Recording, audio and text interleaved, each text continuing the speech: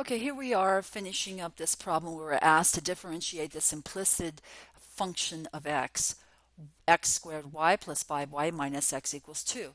Now we're not going to try to isolate the y and write it explicitly as a function of x. We're going to just take it the way it is. Just keep in mind that y is a function of x. So if you ever see anything that involves y and you're asked to take the derivative with respect to x, you have to obey the chain rule. Here's an example of what we might run into, something similar to d dx of 3y squared. Remembering that y is a function of x, we use the power rule. 3 times exponent in the front 2 times y to the 2 minus 1 is 1 power, but don't walk away.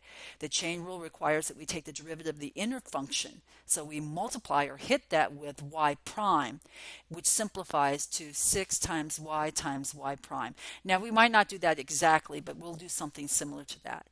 Okay, let us proceed.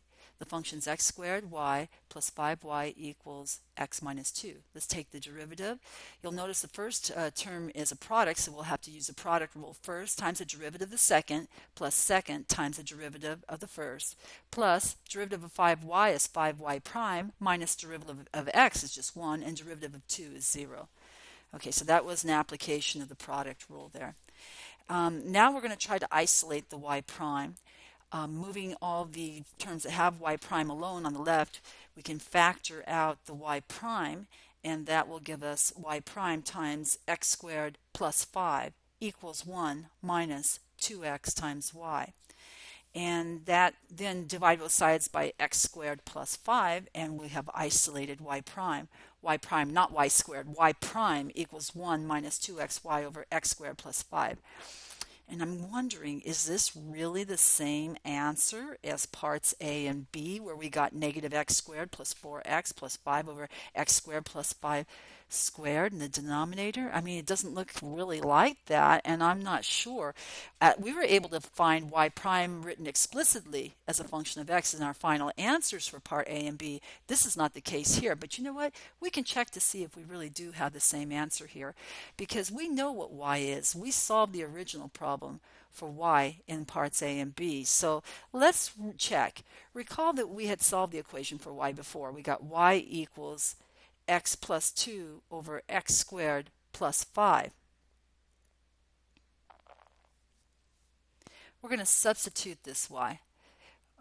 Going to substitute the y that we've just written here into our answer. Okay, this y into our y prime, not y squared, y prime, 1 minus 2xy over x squared plus 5.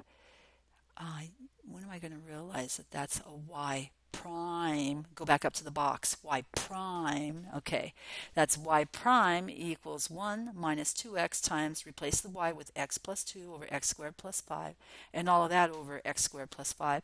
And just use your mathematic skills to write y prime equals x squared plus 5 over x squared plus 5 minus 2x squared minus 4x. And by the way, that's x squared plus 5 squared, so we'll just put 2 factors of x squared plus 5 on the bottom.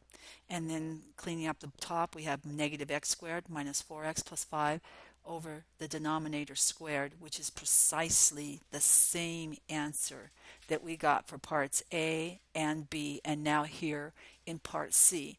We did these all different ways. Part A, we solved explicitly for y before we even did the derivative, and we used the quotient rule. Part B, we solved explicitly for y, and we modified the function a little bit so we could use the product rule. And here we didn't change anything. We just took this implicit function of x and we did the derivative using implicit differentiation.